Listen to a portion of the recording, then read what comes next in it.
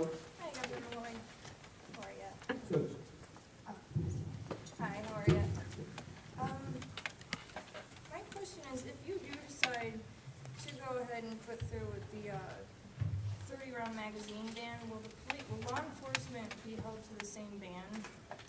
No, Why not? because of the police. Well, citizens, usually deal with the same criminals police face as well, and usually first. Now, I don't know the last time you were called to respond to a person firing on another person in an emergency tactical situation. And the reality is that we have state police and local police who are specifically trained in responding to those tactical events.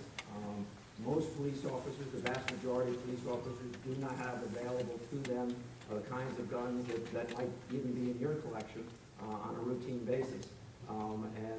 Most police officers have rounds that are less than 10. But there are tactical operations that need to be maintained, and they would be. Well, my point is that, say someone comes and breaks in your house, has a gun, you're limited to 10 rounds, you're dealing with that criminal before the police even get there. By the time the police do get there, you're probably dead and robbed anyway. So why are you going to hold law enforcement above the law rather than just to enforce it? I doubt that if you fire 10 rounds at somebody,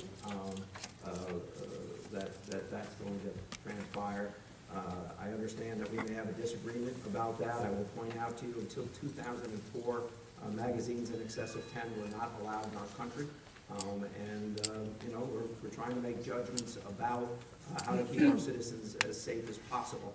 There are 30,000 people who die as a result of guns in this country. There are 55,000 people who are injured as a result of guns in this country.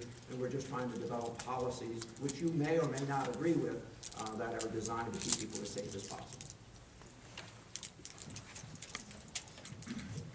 Next we have Elizabeth Perez, who's going to talk about jobs, followed by Brian Hart, who wants to talk about the budget and guns.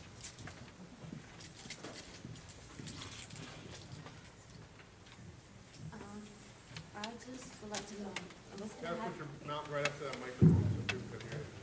It's okay. I'm sorry. I do this for a living, but it's okay to be shy. What's going to happen with the 7,000 jobs that are going to be gone if the gun company decides to move out of the country? Well, first of all, I don't think there's 7,000 people who work in the gun industry. That's not a number that even the gun industry uses in our state.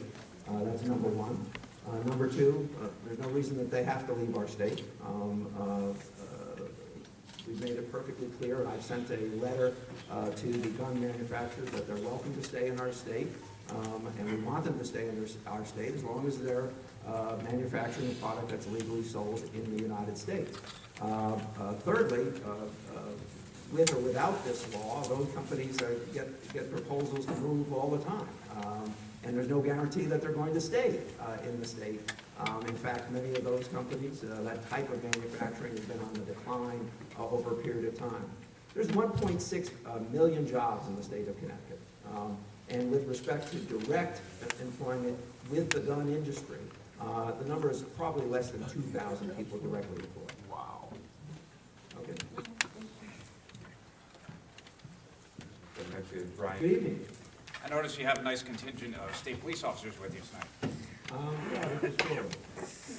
Nice triangulation between a few of them here. Can you tell me why they're here, sir? To keep an eye on you, I guess.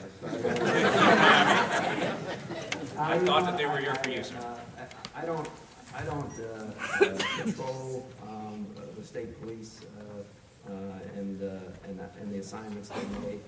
But obviously, like every other governor in the country, I have a level of protection. Thank you very much. Thank you. So Diane is up next, and she will be followed by